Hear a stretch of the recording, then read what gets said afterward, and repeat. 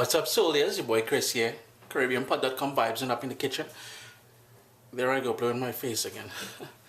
Had a request for jerk pulled pork, so that's what we're doing today. Nice and easy. You can do this on your barbecue, on your grill outside.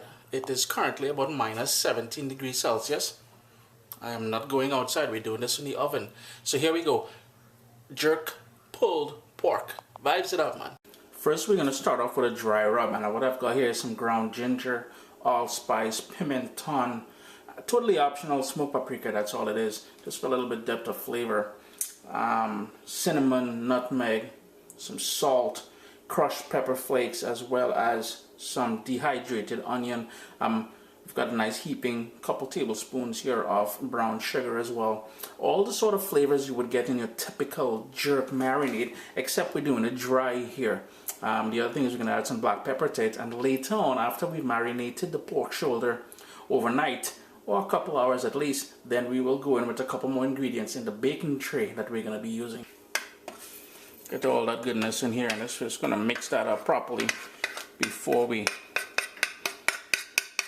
coat the pieces of pork. Well, not pieces, but the piece of pork with that. And what I'm doing, I'm using the back of my spoon here to sort of crush the spices to kind of waken them up a little bit, so just to get those flavors coming out right away, you know. My piece of pork here prepared, it's already, I've washed it with some lemon juice and water and patted dry with paper towels. This is just a cheap cut of pork, so a shoulder or something, leg, picnic roast. It would all work great, and you'll notice there's some bit of fat and stuff like that. That is cool. I'm leaving that. If you want, you can trim it off, but that's gonna add some nice flavor for me as this slowly cooks in the oven.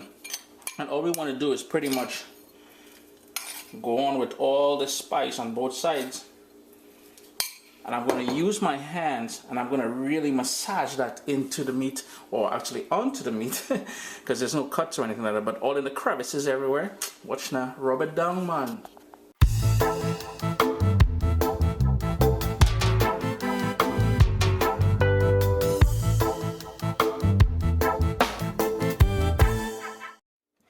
What I forgot to mention, this is the same sort of oven-proof dish I'm going to be using to roast this in the oven. So rather than dirtying a whole bunch of different stuff, one thing, you know, I'm going to use some tin foil now, and I'm using tin foil because that's what I'm going to use inside the oven. I'm going to cover this, put it in the fridge overnight, or for at least a couple hours, let all those spices and everything get into that meat there, you know. It's been in the fridge overnight, as I said. You can do it for a couple hours, that's cool as well. And we have a nicely marinated piece of pork here. Now this piece of pork, I don't know if I mentioned it earlier, but there is a bone going through the center, so this is a bone in. That is cool. This is just a cheap cut of pork. You don't want to go overboard with this. Some ingredients for a classic jerk is still missing, and that is some fresh thyme. And I'm just going to toss that in. Wherever it falls, it falls. We need some scallions, and again, just on the side here, so. I need to put it on top, that's cool. Later on, all that flavor is going to get in there. And some Scotch bonnet pepper. Now remember, as we've discussed before, when handling these, be careful, wash your hands with soap and water after, and try not to use any of the seeds and that white membrane there if you're concerned about the raw heat. Jerk is about raw heat, so I'm going to go in with all of that. Just give that some slice of kind of thing there, seeds and everything. And what I like doing is a little bit of orange juice just on the bottom here, and that's just about 3/4 cups of orange juice. I'm going to put that tin foil back on there into the oven, 300 degrees Fahrenheit, middle rack, for 3 hours covered. After that, we're going to remove the cover and then let it keep going. It's been in the oven for about 3 hours, and the kitchen should have that nice aroma of cinnamon, allspice, nutmeg, all the nice things going on in there. All we're going to do now is hit them a little bit of basting with all that lovely juice on the bottom there. Now we're going back into the oven, but this time we're leaving it uncovered. It's been in the oven now another couple hours since we removed the tin foil, so in total 5 hours. I'm going to remove this from the baking dish here, and I saw, because I'm using a piece of pork with a lot of fat and the skin was still on there, there's going to be a lot of grease on the top, a lot of fat floating. I'm going to skim that out because we want all this nice juice on the bottom here.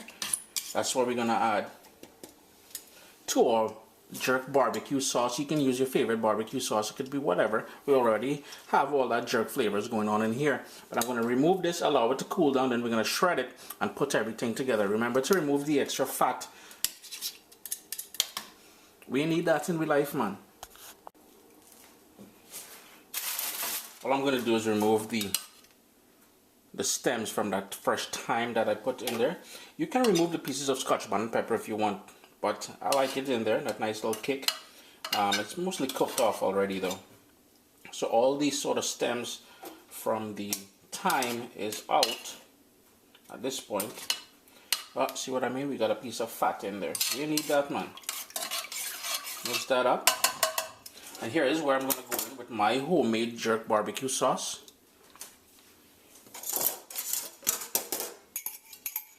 And you can use the store-bought stuff, but you're looking for barbecue sauce, not marinade, jerk. And all we're going to do is combine all of that together in here to have a lovely sauce. Boy, oh boy, looking good and smelling wicked. I'm just going to continue.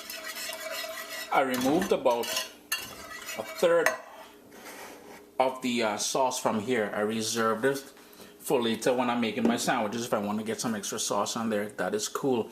I went ahead and I shredded the pork. You can use 2 forks, but I much like using my fingers because at that point I can go through it and take out every small piece of fat and stuff like that. Speaking about fat, here is all of that fat and stuff like that that I removed, and you can see the bone came out clean. I used that piece of meat with the bone in there. My oven is still at that 300 degrees. I didn't turn it off. What I'm going to do here now is I'm going to toss in all that shredded pork into here. And that is where the whole pulled pork comes from, because you're pulling it apart.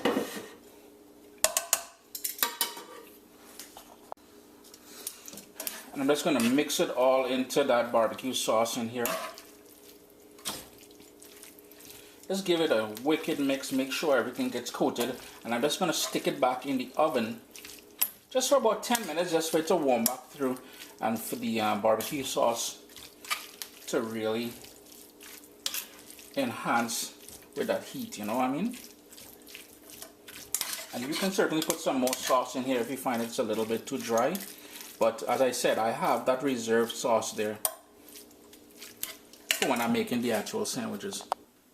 So there you go, friends. Jerk pulled pork in the oven for that final 10 minutes or so, just to let that sauce soak in into that meat there. We reserve some, so when we put together the sandwich, we can pour some more on. Chris here at CaribbeanPod.com. Always a pleasure to have you guys here in the kitchen with me. Do remember to click subscribe on the channel here if you have not done so already. And check the website, CaribbeanPod.com. The recipe will be posted on there shortly. Bless up, man.